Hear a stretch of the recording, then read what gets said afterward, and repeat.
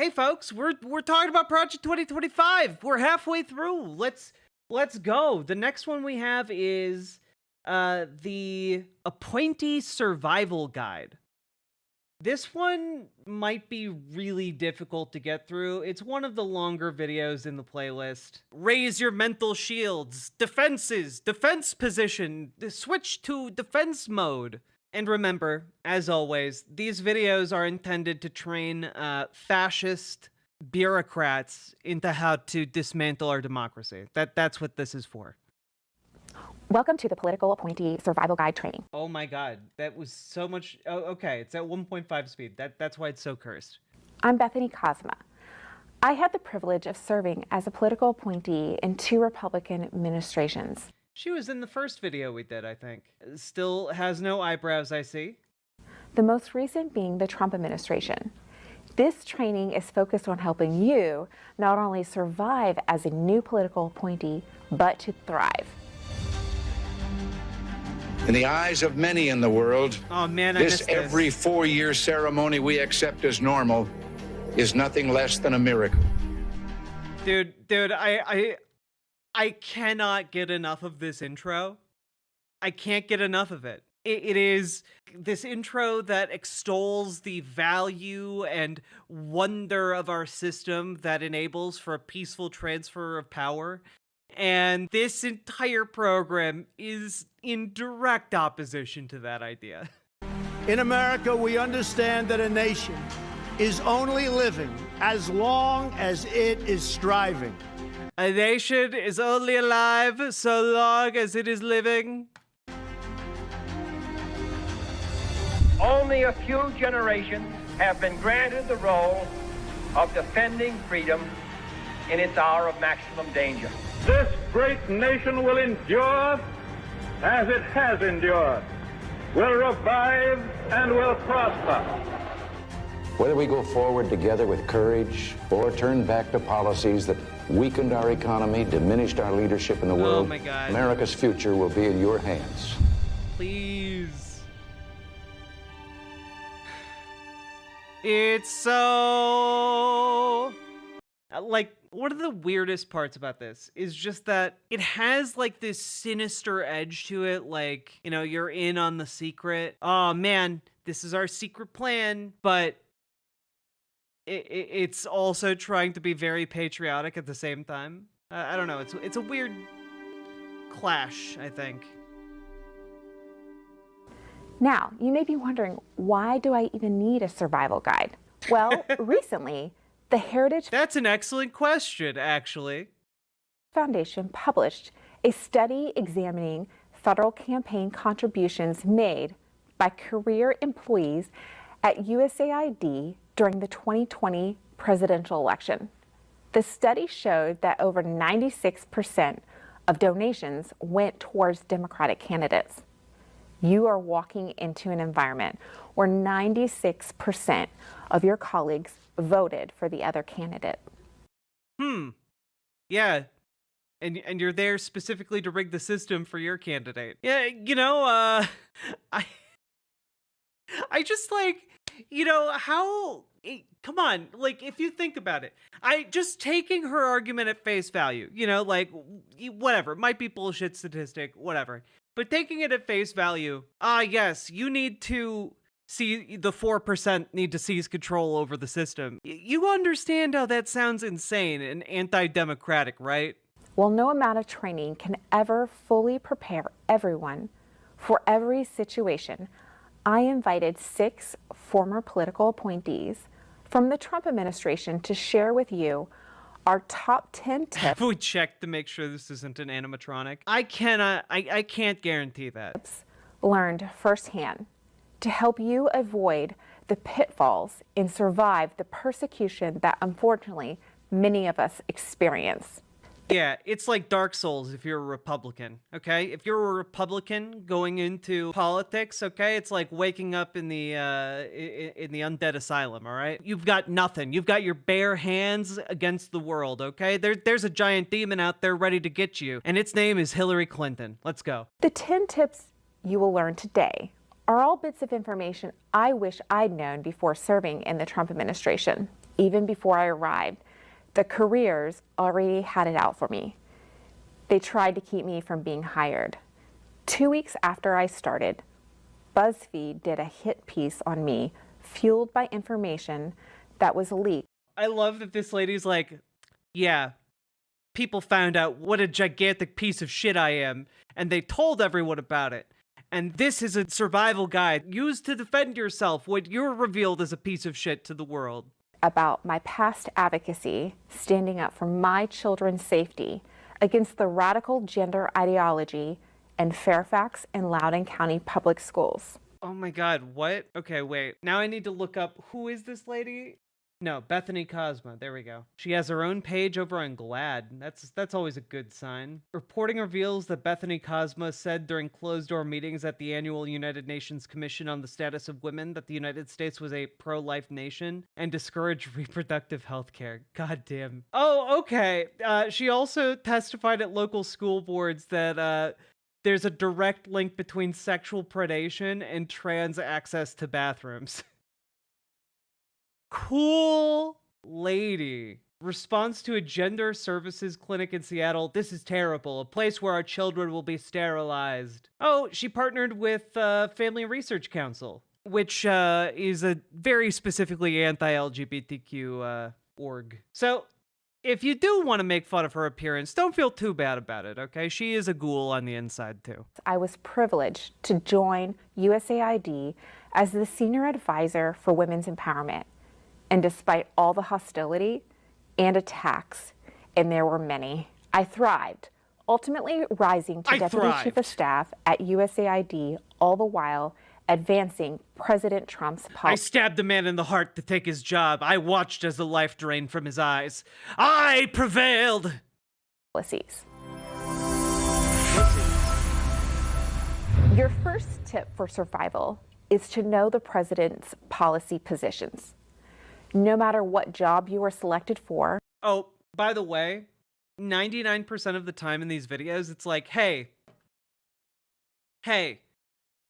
know what the president is supposed to be doing so you can just pretend you know what he wants you to do and do it before he asks you. Whatever department, agency, or office, it's imperative to have a high-level view of the president's position on every area of policy.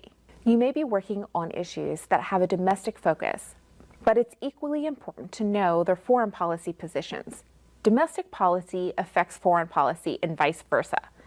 In one way or another, each policy position is interrelated to another, even if it's not clear at first. And if you want to be more informed on the president's policy positions, I would recommend listening to speeches and interviews and reading tweets and Oh my God.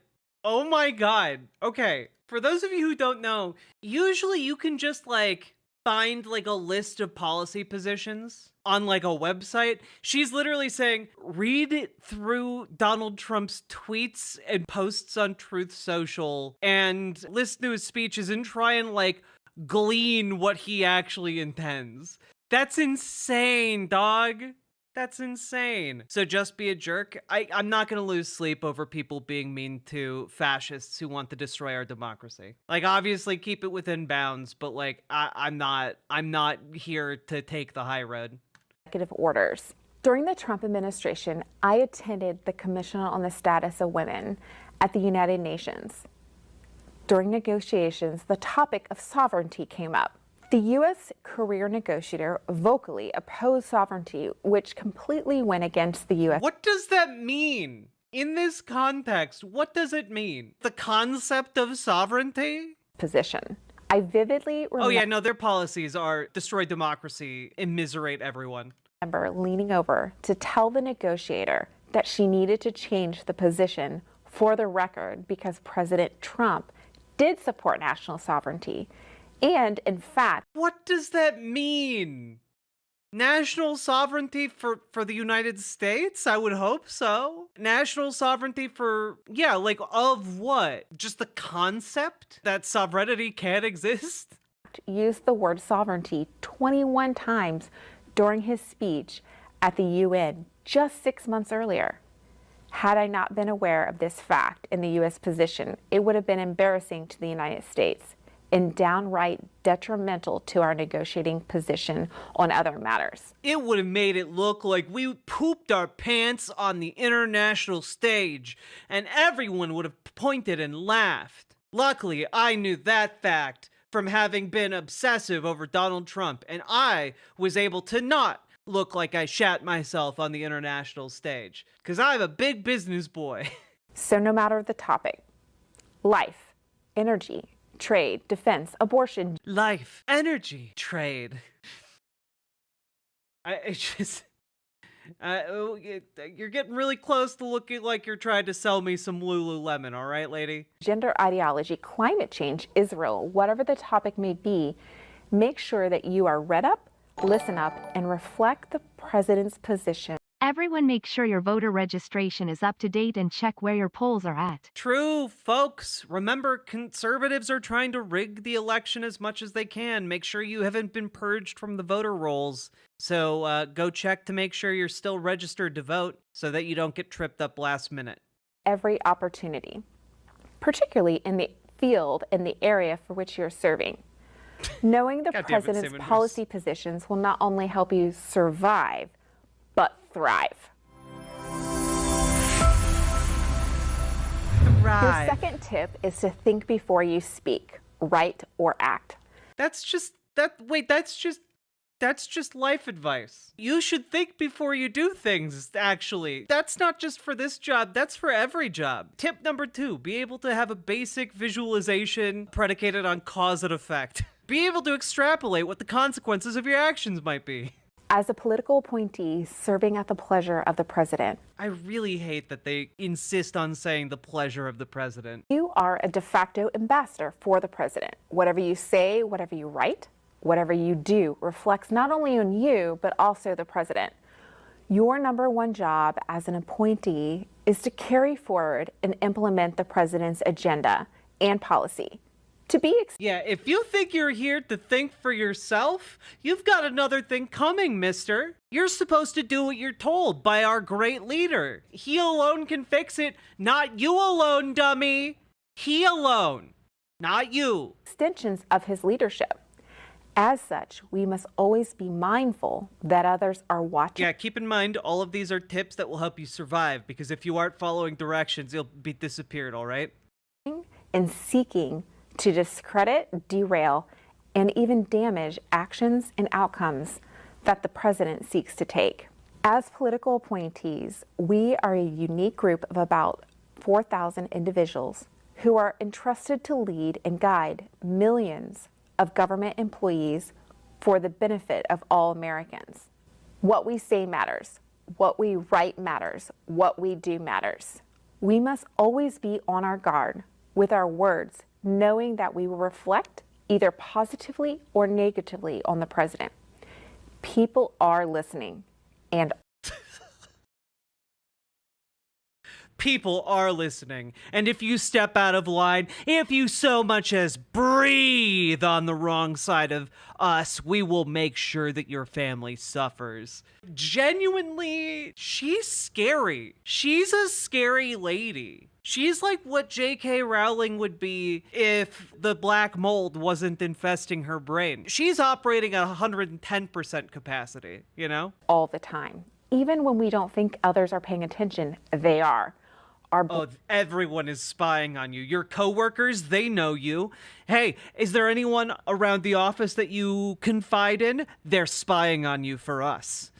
Blog posts, articles, books, publication, old school papers, work reports, resumes, Word testimonies, association. even our photos, both past and present, are searched for and sifted through by the left in an effort to discredit us, attack the president, or damage what is being worked on in order to advance their alternative agendas. Make sure that you curtail your social media and remove items that are in any way damaging, vulgar, or contradict Damaging, vulgar, or contradict Donald Trump. You guys understand, like, if you're a conservative and you've stumbled across this video, Is this not weird to you? Maybe you shouldn't be hired if you're the kind of person who routinely is unhinged enough to post insane ramblings on their social media. The policies you are there to implement.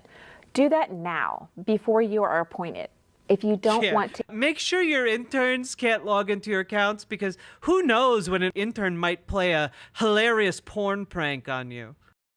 End up having to explain something you said or wrote to your mother or the president, then don't.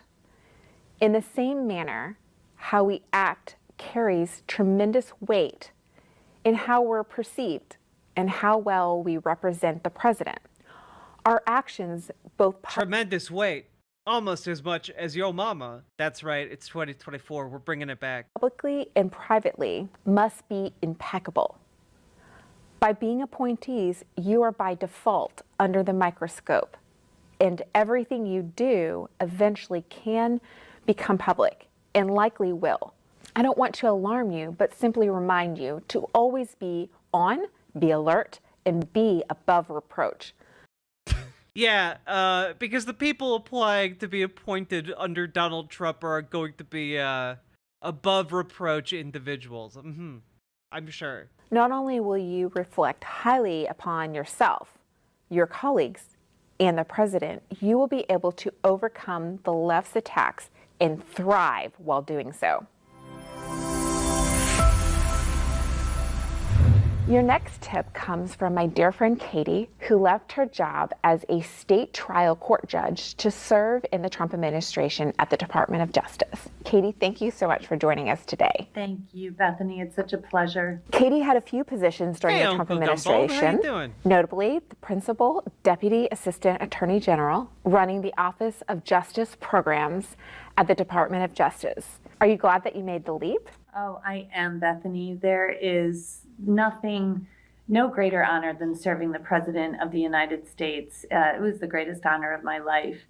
Even though it's a lot of hard work, I found it to be true that 1 year as a political is like 5 years in normal work time.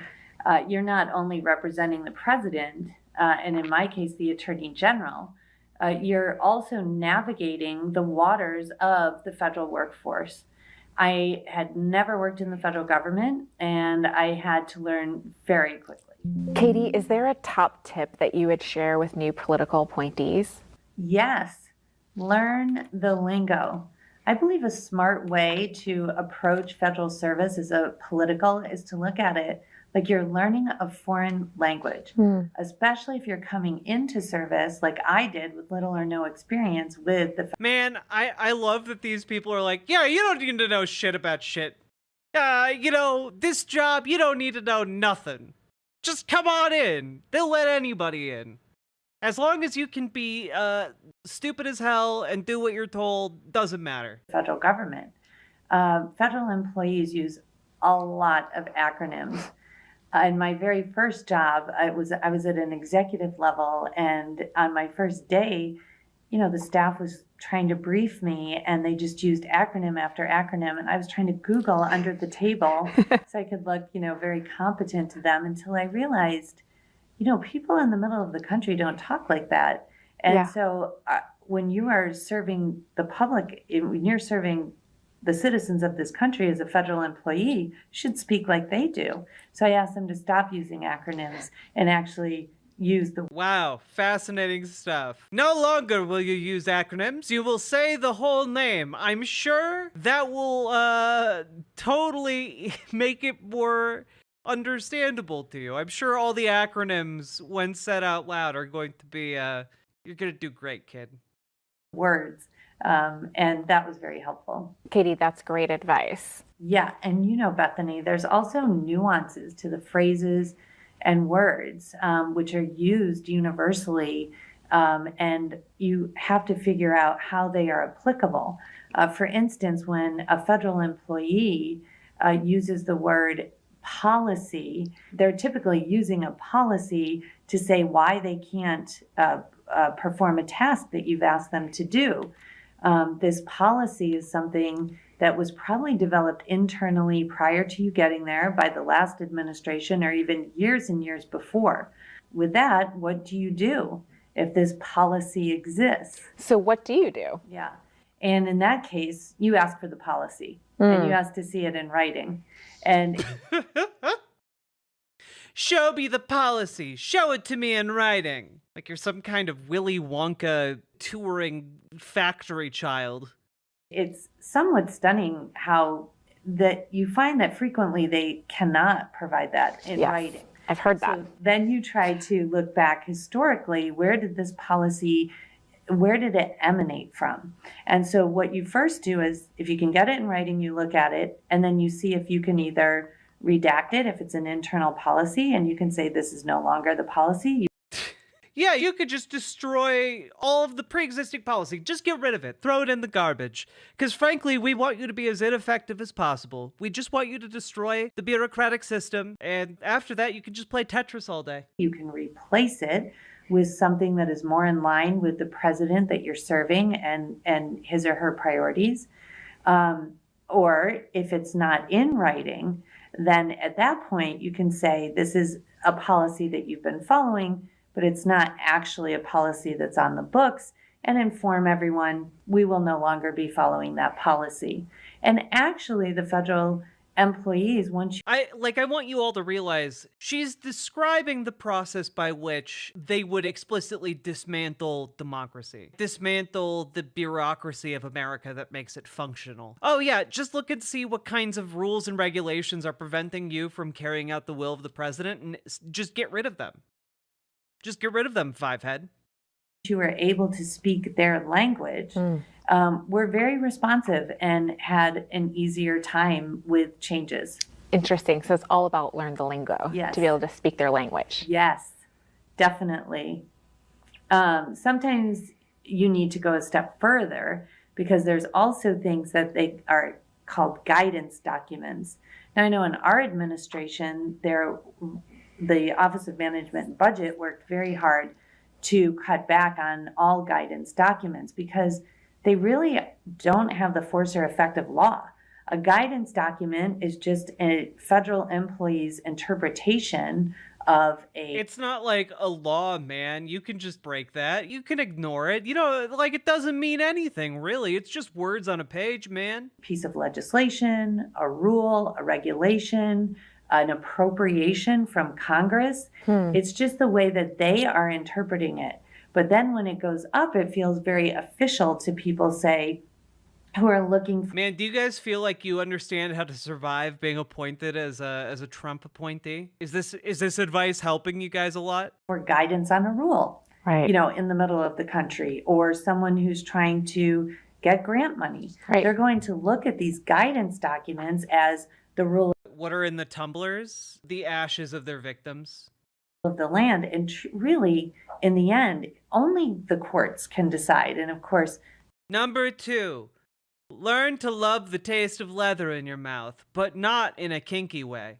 being a former judge, that was really confusing to me how these guidance documents were somehow more It's their powerful than the courts. phylacteries. So we Yes, they cannot truly be defeated until those are smashed. were able to get rid of, quite a few of the guidance documents. Yeah, she was a that state-level give judge. federal employees a tremendous amount of power. Great points, Katie. So what if the policy is coming from higher ups or even political appointees? That actually happened when I was in office. So I had 6 political appointees who answered up to me. And when I arrived at the Office of Justice Programs, they informed me that their top security clearances, while they were completely cleared to get the security clearances, they had not been implemented. And so this was a bureau, so I had my own administrative staff. And so I went to them and said, why not? Well, it turned out that the Deputy Attorney General had instituted a policy saying that he wanted to cut down on the number of clearances in the Department of Justice. Makes sense. However, the Deputy Attorney General did not mean that politicals who were brought in to supervise federal employees who had clearances should not get clearances. Well, the thing is, As a judge, she should have more knowledge of structures than this. I think she does understand the structure. She's just in favor of destroying that structure. So in that particular case, I couldn't change the policy. I couldn't take down the guidance document. It was written by someone else. So I had to just find another way in which to communicate with the federal employees and let them know that the people in these training videos are under no illusions about what they're doing. They're the ones deliberately setting out to train the people who are going to be their dupes, their saps, their useful idiots. top security clearances needed to be implemented. And honestly, these political appointees, if like something gets screwed up, they're going to be the first ones to take the fall. And the way that I did that was to have them come up with a list of all the staff in the building who had active clearances, and then show them that the politicals in the office were actually supervising these individuals, which means a federal employee would not be able to brief someone on top security information. That makes no sense. The political is the highest authority in the office. And so our top security clearances were implemented within 2 weeks. That's great. I love the very creative solution to that. That's great. I love that for you. Kind of insane problem that you had. I love it. Thank you so much for sharing that story. Thank you, Bethany. Point number 4. What do you need to survive? Is it a pocket knife, a lighter, camping equipment, or a devotion to fascist ideals? Now we're going to hear from What's a girl to do? Matthew, who worked in the Trump administration at the Department of Housing and Urban Development, and then moved over. Oh, you have a gun in all of those. This was a Republican question, so the gun is assumed. To the Department of the Interior, an executive role as the White House liaison. Matthew, if you had to narrow your experience down to one tip for survival, what would that be? First, let me say that serving the President of the United First, let me say that serving the President of the United States was the greatest honor of my life. And second, let me say that the number one thing I could recommend for you is to stay away from any lockers that you might be shoved into, okay? Now, a lot of people think that you won't be shoved into lockers as you get older. However, I'm here to tell you that the jocks at the Pentagon will take the opportunity to shove you into any kind of locker that you can feasibly fit inside, okay? It's very dangerous in any of the locker rooms around here, and I'm getting a bit afraid just thinking about it. The United States is the opportunity of a lifetime. It requires enthusiasm, hard work, and you have to have a true desire. And you have to have the flexibility to fit into a lot of lockers. Otherwise, you're going to sustain a lot of injuries, okay? To represent the president and his policies every single day when you come in. So if you can do that, you're off. This is a henchman training video. Oh yeah, the entire series of videos, most of them have just been reiterating that you need to be like a dumb idiot sap who will just say yes to anything that comes across your desk. A great start. That said, if I had to suggest one tip for survival, it would be learn how to navigate your department, your agency, and the culture of the federal government. Oh, you mean learn how to do your job? Yeah, that's a good tip. Pro tip, everybody. Learn your workplace. Learn the structure of the company you work in. Learn who reports to who. Different departments. Yeah, you should probably learn how to do your job, idiot. It's important to understand that when starting your career, for a split second, I thought he was gonna say you gotta pick out the most dashing tie you can in order to make a splash at the company party. However, his tie is one of the ugliest colors I've ever seen in my life. There's a political appointee, or you're working in an agency for the first time. His tie looks like his shirt had a vomit. Experience is going to be your best teacher. How was that valuable, that experience? Because you didn't serve in the federal government before. So can you elaborate on that? Yeah, absolutely. So when I came in, I was given advice all the time about, this is how it works in a general sense. And then when I came in and I was in my department, what I found was that in talking to both career civil service and political appointees, you just learn, here's the written rules, here are the unwritten rules. And boy howdy, did I learn what the unwritten rules were, okay? Number 1, don't make eye contact with anyone bigger than you, okay? And number 2, learn And make sure you do your stretches before you go into work, because they're going to try and bend you into all kinds of contorted positions to fit you into any kind of locker they can find. All right? So these are the things I learned right away. These are unwritten rules. The written rules say you probably can't do any of those things, but the unwritten rules say you got to get bendy to fit in that locker, son. And a lot of the times you have to be careful, even about what they say are written rules, might not be written rules. And Sometimes when someone says something's written down, it's not actually written down. I think because a lot of the times it can go on where someone tells you how something works and things get lost in translation, whatever it is. So you have to find out what the rules really are. Hey, does anyone ever wonder how these people consistently find clothing that fits them so poorly? Dude, your suit jacket coming to your elbow, dog. Like, what are you doing? Did your tailor get confused and make you like a capri suit jacket? Like a reverse capri suit? What are you doing? That's supposed to be up here. In translation, whatever it is. So you have to find out what the rules I mean, it might be off the rack, but like you can still get an off the rack suit that fits you better than this. Really are. And understand that if there are unwritten rules, how, if they're a hindrance, how you can work around them.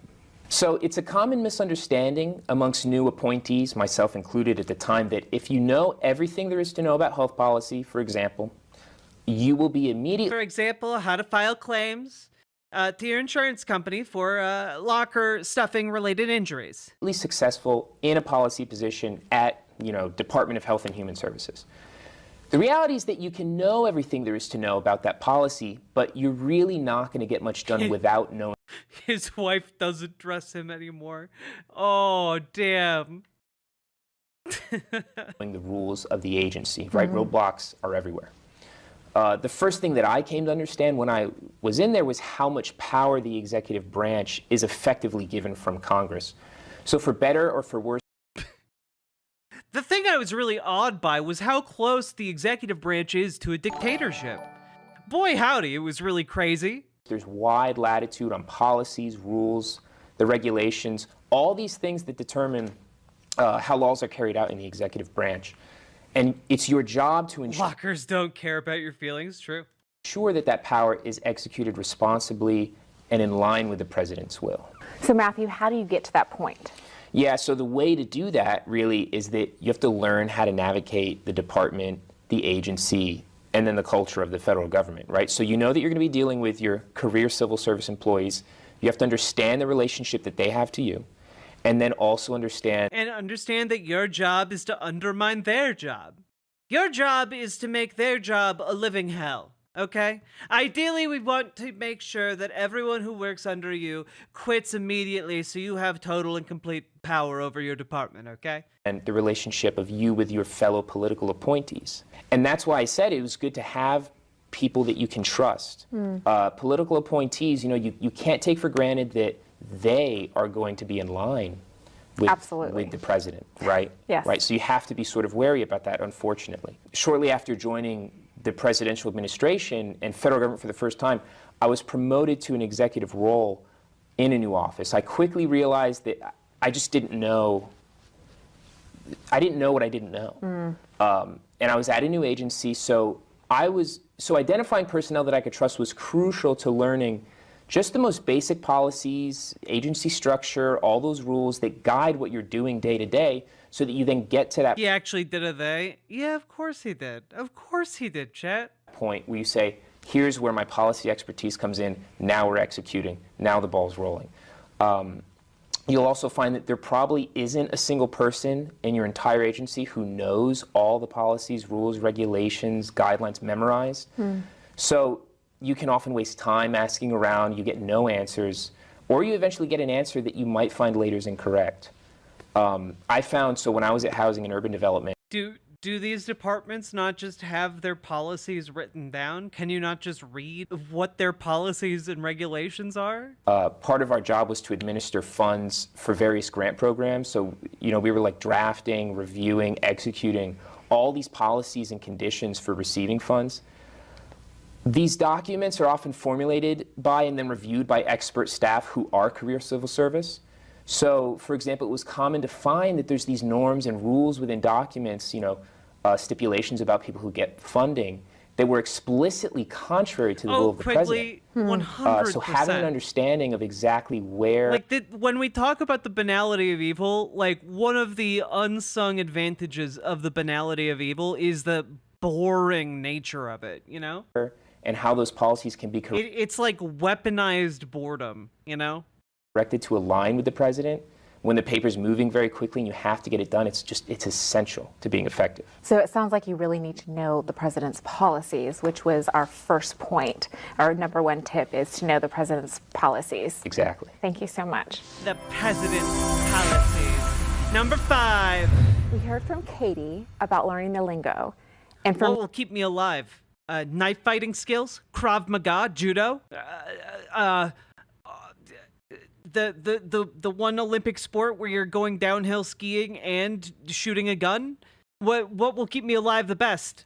Matt about learning how to navigate your department. The next 3 tips for survival are all about the importance of relationships. Here with us to highlight the first relationship is my friend Pam. Pam worked on the 2016 Trump campaign and went on to serve on Beachhead at the State Department during the transition. Pam, you started on day 1 of the Trump administration and you stayed until the final hour. Yeah.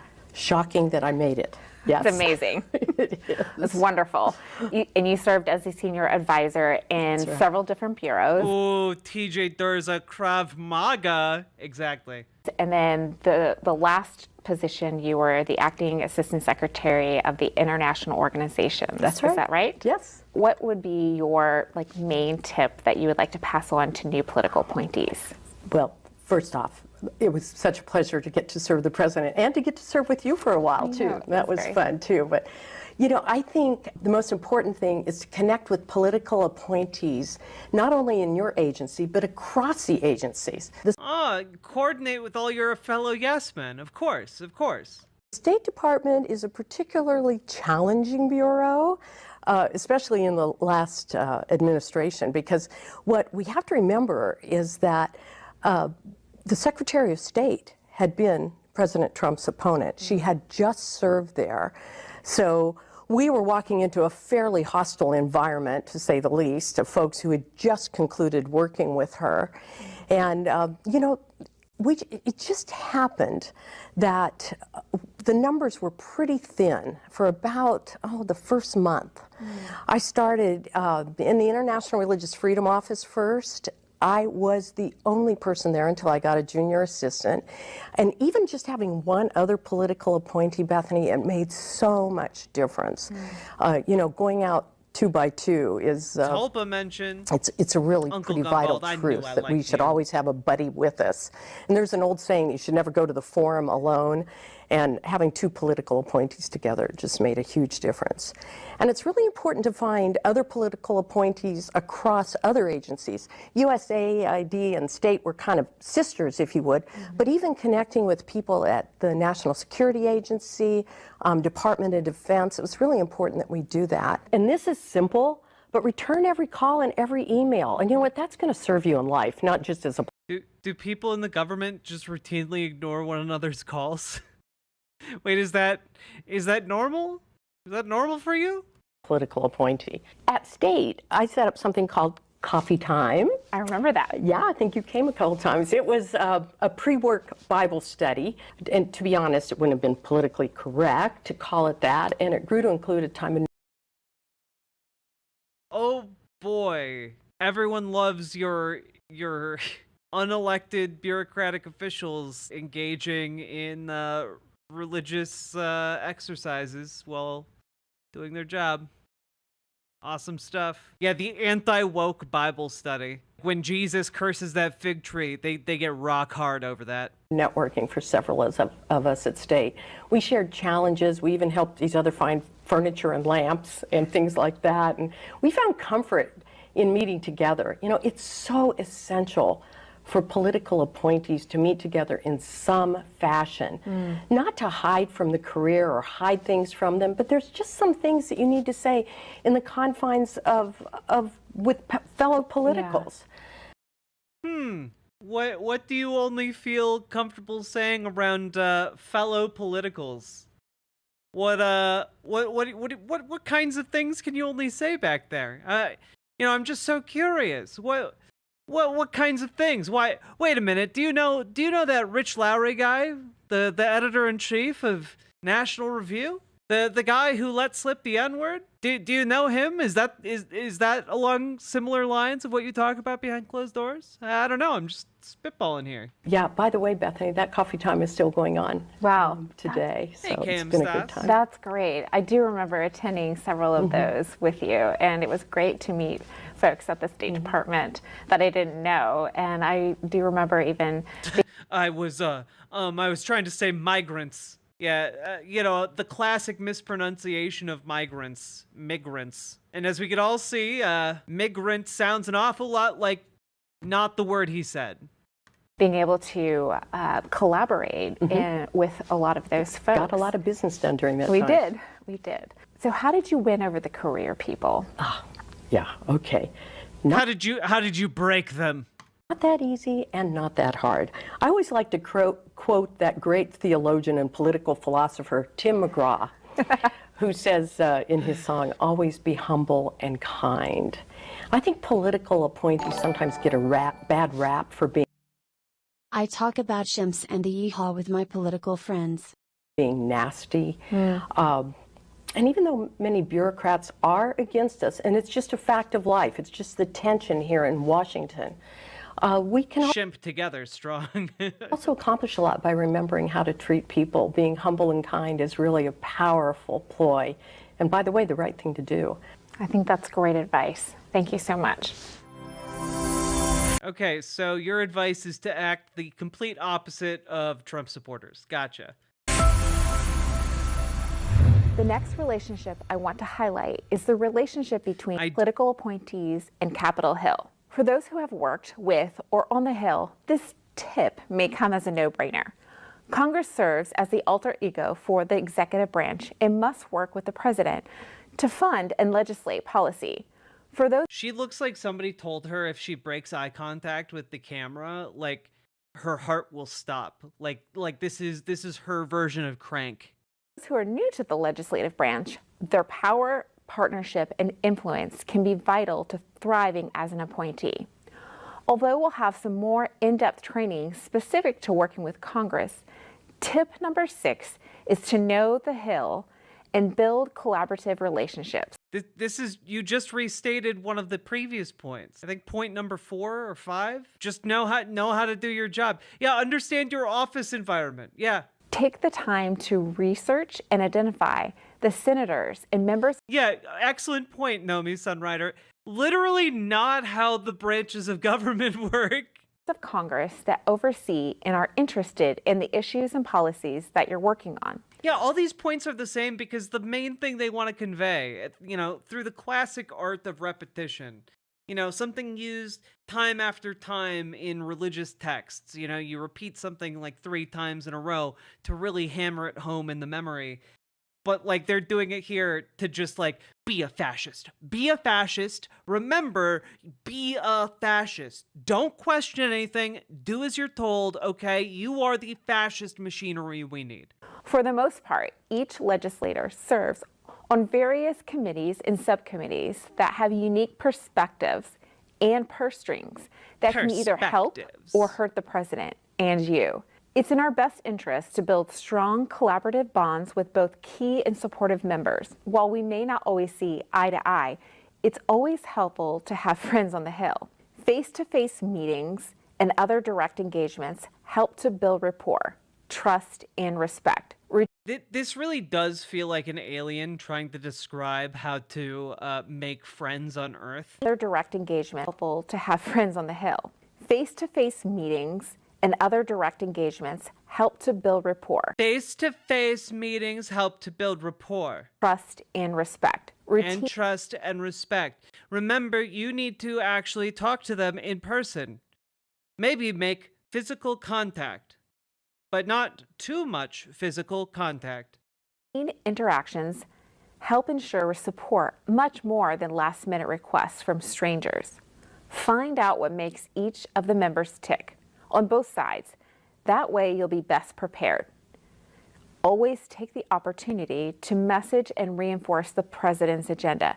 Be bold and ask for help when necessary to always reinforce the president's agenda, because that's what you're there to do. You aren't there to have your own ideas, you simpleton, you buffoon, you fall guy. help advance and codify the president's policy and objectives. I'm Policies human and can be you readily can too. changed, Yeah. but it takes much more effort to change the law. Tip number 7 is to partner with civil society organizations. Working for the president as a political appointee, helping to lead and transform America, being in the center of the government, why would anyone need to partner with non-governmental organizations? But that's it. That's the key. They're not the government. They're organizations that interact with and influence civil society, public perception, and at times government leaders. Developing partnerships with You know, maybe this should be a really good case for why we should make that illegal. with civil society organizations is a two-way street. For them, it offers additional credibility and closeness to the government to help advance specific policies, positions, or perspectives. For appointees, they offer Look, guys, it's not her fault that she doesn't have eyelids, okay? You're all just being very ableist right now. an alternative avenue and champion to help advance the president's policies and even sway public opinion. Organizations like the Heritage Foundation, the Family Research Council, Alliance Defending Freedom, and so many others are key to help reach millions of Americans. Oh, really? Thank you, Heritage Foundation, for letting us know that the Heritage Foundation is critical, doing the critical work. You couldn't look, you can't get rid of the Heritage Foundation. It made you, and it can take you out of this world just as fast. Americans. Their messaging can help connect and propel the president, and in turn, the work you're accomplishing on his behalf. They readily have the ears of politicians, press, and the public, and can at times even help protect those under attack. When I was representing the United States at the United Nations up in New York, I was immediately under attack for sharing the Trump administration's pro-life position during a closed-door meeting. This stance unnerved the left, but it emboldened the right. You're at a United Nations meeting. How did this, how elaborate? You're at a meeting of other countries. When the civil society organizations saw that I was firm in presenting the president's position, they intervened to help thwart negative hit pieces in the press and instead highlight the sincerity of the Trump administration to promote life, family, and religious freedom. Obviously, civil society organizations have their own agendas, and at times their agendas, perspectives, and issues. But by the way, I just want you all to know that by no means are conservatives united on this point anymore. Like one of the past segments, and we might still do it, was this insane New Zealand conspiracy blog that someone shared in the topic suggestions. And I took a look at it, and there was just an article on that website ranting about how Donald Trump was embracing eugenics because IVF is in vitro fertilization is eugenics. Not like pro-life people are so twisted about this entire issue, this election cycle. It's actually kind of incredible. May conflict with those of the president. Nevertheless, actively working with them to foster synergies both inside government and out can be greatly beneficial for all. They can help by being advocates, amplifiers, and allies as we all seek to advance the president's agenda for the good of the nation. Our next 2 tips will help you navigate challenges surrounding career bureaucrats and the media. And our last tip will equip you to support the president and advance his agenda in the midst of all of these challenges. Now we have Max, who served twice in the federal government. First at the U.S. Department of State during the George W. Bush administration, and more recently at the U.S. Agency for International Development in the Trump administration. Max has had a long career in foreign policy as an NGO practitioner, government contractor, and think tank expert. Max, what piece... God, Is there a bigger red flag in the entire universe than think tank expert? Is there any bigger red flag out there? Dude, you have to be a demon to work with these like conservative think tanks. You know, like you actually have to be like a legitimate demon. Like you have to be someone who's like, yeah, I want gay people to be lined up against the wall. Like that's generally the kind of people like that work for like the Family Research Council or the Heritage Foundation. You need to be some of the worst of the worst. Piece of advice would you give new appointees serving in a presidential administration? Well, Bethany, it's great to see you again, and thank you for this opportunity. I guess to start, I think the most important thing is to understand the sacred trust that's being bestowed on you when you enter into government. You know, as a public servant, you're working on behalf of the American people. And that's 330 million people, the greatest. And as we all know, you need to ignore their needs and their rights in order to fulfill the ambitions of one man, the great leader, Donald Trump. Country on the planet. That's just an awesome thing, isn't it? Yeah, it is. So when you come into government, especially people who are new, you don't treat it as your personal affair because it's not yours. Exactly. It belongs to the American people. That's right. The American people deserve an affair.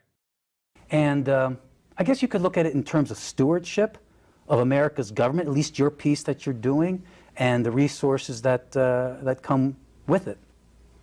Now, in terms of a tip, survival tip, do not let career bureaucrats hinder you from advancing the president's agenda. That's right. Eliminate them if at all possible. We'll give you a bonus. Agent 47, out. Keep in mind, you're coming into a place, Washington, D.C., that does not share your conservative values. They're even hostile to it. Because you're here to do something that's not in their interest. They're not going to be your friend, and they're not going to help you succeed. What are you doing? You're here to cut government. You're here to cut spending. You're here to cut regulations. You're here to stop the waste, fraud, and abuse that's going on. But a lot of careers have been made from that. A lot of money has been made from that. Fiefdoms have been built around it. So what? Elaborate more. Where are these fiefdoms? Direct us towards these feudal holdings. You're going to get a lot of opposition. The spirit of 1776 still burns bright. We'll get rid of them. Here. It's an entire industry of opposition from lobbyists, professional associations, contractor groups. Are they holdouts from King George? And disappointingly, faith-based organizations. Yes, we saw Why? that. You're upending the apple cart, right? Yeah. And whereas for the American people, the government has failed, and the government has wasted so much money, for the groups here in Washington, D.C. How do people fall for this stuff again? Well, you have to remember, the prime selling point of the current formulation of American fascism is Donald Trump. The idea that he alone can fix it, that he has the great plan. He has all the maneuvers, and all he needs to do is have a small dedicated army of followers in the deep state, you know, to fend off the machinations of the careers working in the federal government, okay? So if they just got a bunch of, you know, yes men appointees that would implement the president's agenda, regardless of the horrific consequences on all of us, then it would be fixed, right? So a lot of the people who would sign up for something like this Project 2025 training are people who genuinely, religiously believe that Donald Trump has a plan, and that plan, though they are not privy to it, will lead us, you know, all to prosperity. You know, these are the kinds of people they're looking for, the people who've, like, lost their entire families because they won't stop talking about Donald Trump and how he's basically the second coming of Christ. You know, they're QAnoners who sign off every email with "where we go one, we go all." You know, like it really boils down to just they're looking for insane yes men. They don't care about any of the other trappings as long as they can stay as an appointee and aren't overtly crazy or hateful. That's what they're looking for. It has worked for them. So when you're here representing the American people, consider it that you are really blessed. You're taking on a blessed obligation.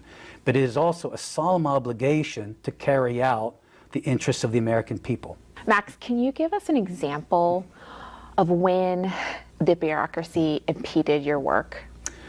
Yeah, it's when I had the privilege of working for Vice President Pence as his envoy to Iraq. Now, at the time, President Trump had finally defeated ISIS, this crazy and very violent jihadist terrorist group.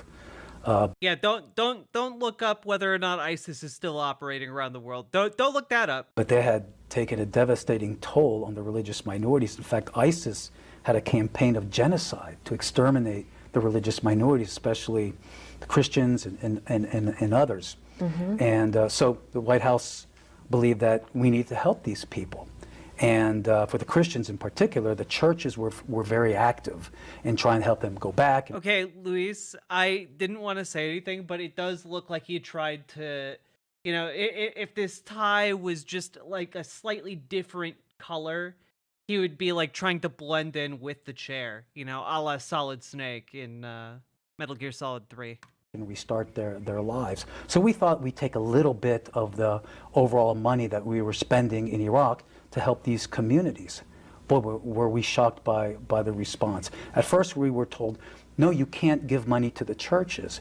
It's against the Constitution, the Establishment Clause, separating church and state. And of course, we were not idiots. Federal government, state government, local governments all routinely give monies to churches from everything from social services to when you have floods and hurricanes. So we pushed that aside. Then they came up with another excuse.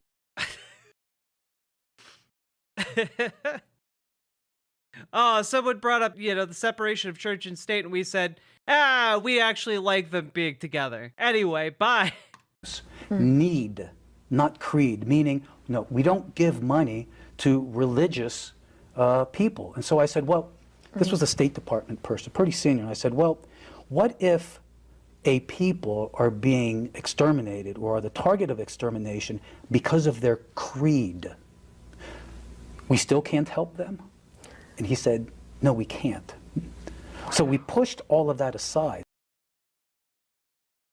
Dude. Conservatives, famous for not wanting to persecute anyone based on their creed. But there was one, I thought, very important lesson that we should not forget, especially when we're talking. Yeah, Lady Raincloud, after it happened, everyone clapped. Because he was just a little birthday boy. Talking about Washington, D.C. and the swamp.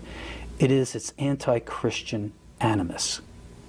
And people come here from outside of the country where it's normal. Yeah, man, secularism is definitely anti-Christian. It's only anti-Christian if you view Christianity's proper place as dominant over all other religions in society, because you want a theocracy, not a democracy. Normal America, I think they're shocked to find that there's so much hostility to our basic traditional values. Yeah, I remember, Max, when the vice president said on behalf of the president that we're no longer going to use UN agencies, but USAID to implement this on behalf of the persecuted people in Iraq. And I'll never forget the next day, a career... Yeah, because Donald Trump really cares about Iraq, doesn't he, folks? Bureaucrat told me randomly he can't do that. It was amazing. The resistance, it was just unbelievable. Well, I'm sorry, sometimes people legitimately can't help you, like sometimes you're trying to make your returns in the checkout aisle, all right? And like they just don't do that there. There's a returns desk. But you're not leaving to go return your items, are you? You're just staying in the checkout lane screaming at the cashier who's not paid enough to deal with your bullshit. They did not want to help Christians at all. No. And we went ahead and did it. And I would direct these UN agencies on what to do and what they could not do. So that's leadership, that's courage. And when you're working in government, especially in the international sphere where there's a lot of war and nasty things going on, you have to exercise that leadership. So Max, tell us what lessons our future political appointees can learn from the experiences. Well, I think there's three basic lessons that I draw from my own personal experience, and that is you're going to be told, no, you can't do this. no, you can't do that. And I think all of us have had that experience. And Sometimes you're going to be told you're at your limit. But you know, I learned something by watching a television show with one of my kids. And that's something is that sometimes you need to go beyond. You need to go plus ultra, okay? And you need to just break through those regulations and then just keep going. Breaking through regulation after regulation like some kind of Ubermensch version of Ayn Rand. Okay, you need to just keep going, bust through that glass ceiling, and then punch through that Social Security, and then you just keep going until you have every institution under your control. And I think the response is, you always take it with a grain of salt, and you ask for the documentations. Show me on paper where I can, or where I can't.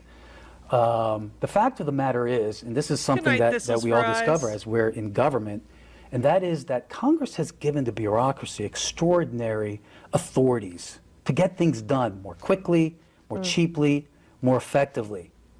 But the bureaucracy has no interest in doing that, so they just ignore it.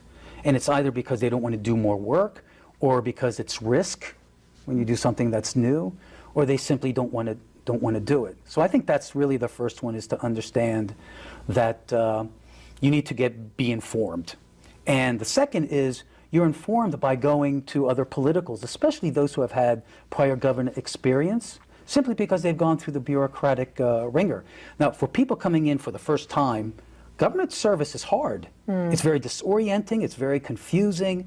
These rules and regulations governing contracting and the budget and all of these things are very confusing. Never stop asking questions. If it's 5 a day, if it's 10 a day. And aim for the moon, because even if you miss, you may land amongst the stars.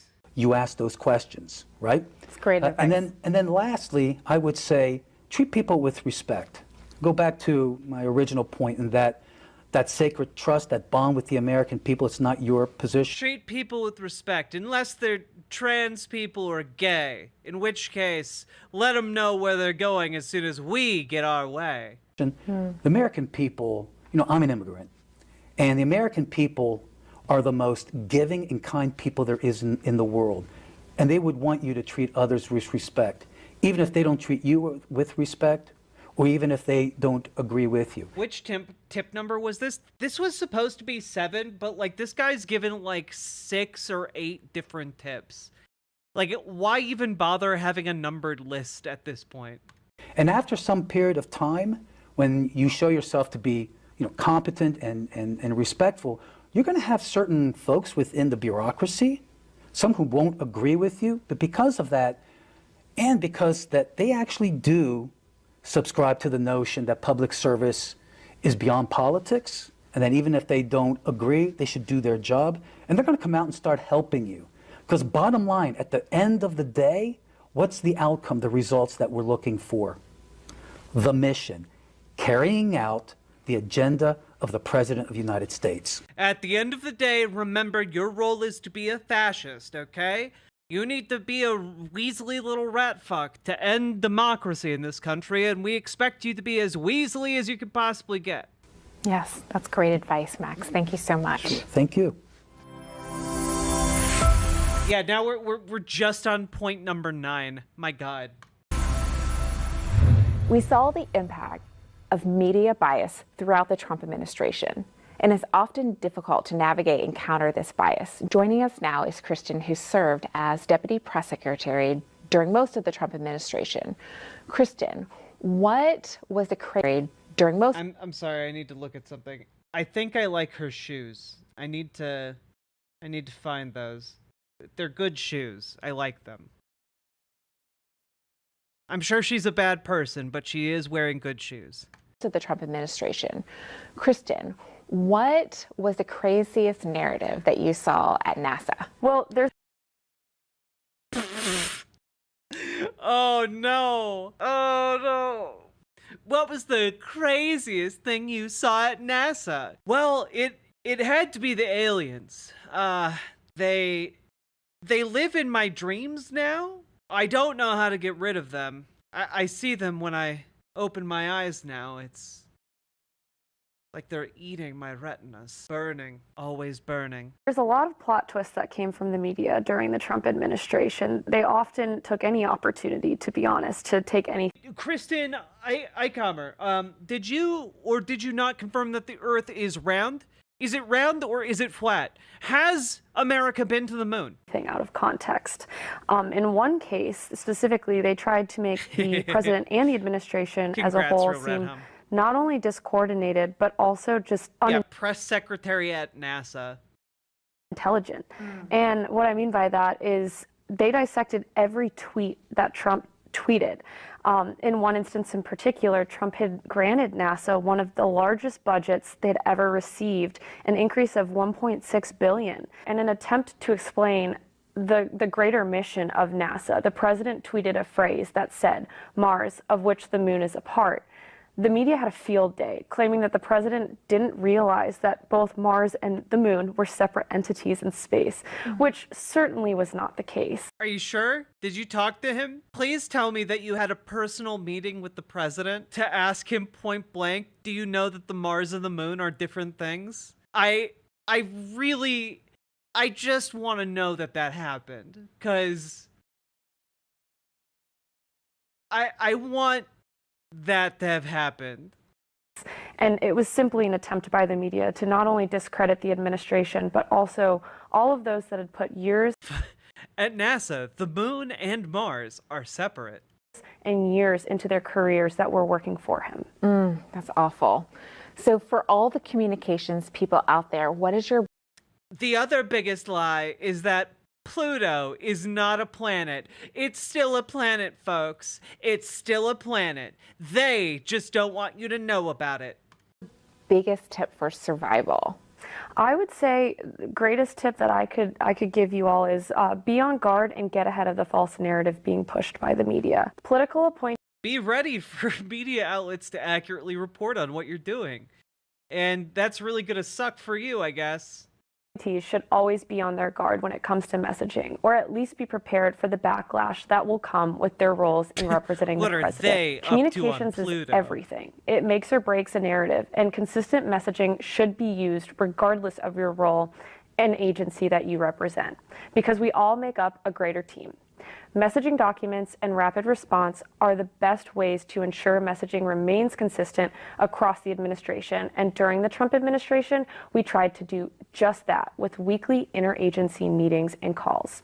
During these, communicators from different agencies would feel empowered to put forth their 2 cents and give their part. Well, yeah, if the Earth is flat, Pluto's clearly some sort of paper mache construction by the gods. Agencies an idea of what they were saying about particular issues, whether it be space policy or foreign aid. If you give the media an inch, they'll take a mile. And it's important to remember that they only succeed in their career when you say something that allows them to go viral. Yeah, the media do be looking for you to fuck up and say something that they can clip out of context. Again, this is just pleading with the people who might go through with this program to not be the kind of people who are saying the N-word on social media. You know, like they're basically just like, please don't be a poster. Please don't post. We just want you to get in there and be like a yes man. Don't post. Stop posting. But you know what? Trump MAGA posters are too powerful, okay? I don't think these training videos are going to work. Today's media is not the same that it was 20 or even 10 years ago. So be on your guard by preparing messaging and talking points that support your agency's mission and the mission of the administration as a whole. Kristen, these are great points. Thank you so much. I wish I would have had... These are all great points. I love them so much. Thank you so much. Had these when I was in the Trump administration. Girl, someone should have told you about your hair looking goofy as hell in frame. Like, my God. I felt kind of all alone. I didn't really have a lot of any direction in the media, and I was under attack constantly for just exactly what you were saying, just staying on message, being... It looks like a bird tried to nest in your hair. A Trump administration appointee. What advice would you have to someone like myself who is called out. But Lady Raincloud, have you considered that you don't have to fix your eyebrows if you don't have eyebrows? The reporters would contact me directly, called me many times, or called me out on Twitter and tried to defame me and lie about me. What advice do you have? Yeah, I think that being defamed on Twitter is almost a badge of honor in the Trump administration. You know, it really kind of flies in the face of what you're saying when you spent all of your time on here talking about how please don't say anything controversial, please don't be posting all of the slurs, and then you're like, haha, yeah, it's a badge of honor to be the villain of Twitter for a day in the Trump administration. It's like, so the opposite of what you were saying. You actually want the opposite of everything you were saying. Gotcha. And the unfortunate reality is that too many political appointees suffered from defamation as a result of reporting that was not entirely true. But I guess that's kind of the beauty of the First Amendment is we do have that freedom of speech. Again, messaging and sticking to your talking points is going to be important to remain on message. However, it's incredibly important for political appointees to go through media training. Most agencies actually have this option of Please get media trained so you aren't just constantly posting dumb shit on your social media channels. Please stop. Please get some training. And that training will just be a man screaming in your face, don't do it, for 12 hours every day for a week. That was not entirely true. But I guess that's kind of the beauty of the First Amendment is we do have that freedom of speech. Again, messaging and sticking to your talking points is going to be important to remain on message. However, it's incredibly important for political appointees to go through media training. Most agencies actually have this option available for their staff through their Office of Communications, and this will be incredibly important for those, especially those being interviewed by the press, to go through. If I can impart a little knowledge from my own media trainings, I have a few common pitfalls that political appointees have suffered from in the past. They're just two quick ones, but never repeat the question that a reporter asks you.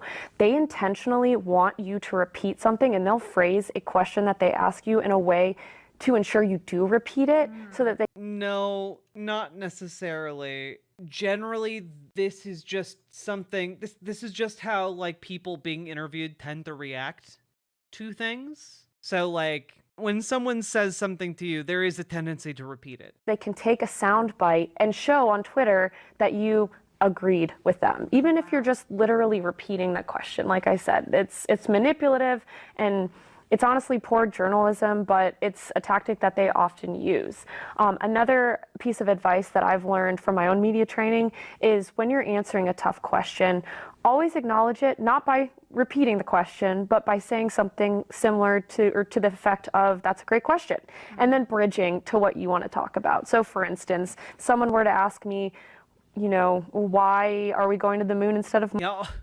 All of these reporters trying to bamboozle us with things like truth and questioning our narratives and putting out information inconvenient to the great leader. Mars. That's a great question. We're going to the moon because we want a sustainable and reusable platform that we can use for generations to come.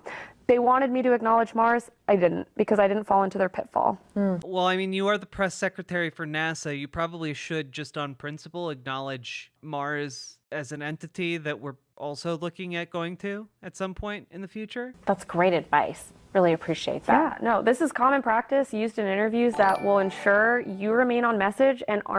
The redhead looks like what I imagine Red Skull would look like after coming out. Yes, Red Skull comes out as trans. Aren't taken advantage of. The Trump administration is too woke. By the press. That's fabulous. Thank you. Also, thank you for the $5 dono. Next, we're going to hear from my friend John. John, you spent some time at the White House, the State Department, and the Department of Homeland Security. John, is there one piece of advice that you would like to pass on to new political appointees? There are quite a few things I'd like to say, because there's a lot to do. But if I had to pick one, I'd say it's important to remember that every single minute you're in an administration, you work for the president and have to advance his or her agenda. Point number 10 is you need to do your job? That's crazy. Wow. Who would have thought? You have to do, if you're appointed by the president to carry out his agenda, you have to Remember that you're working for the president to carry out his or her agenda. Oh, wow, a president can also be a woman.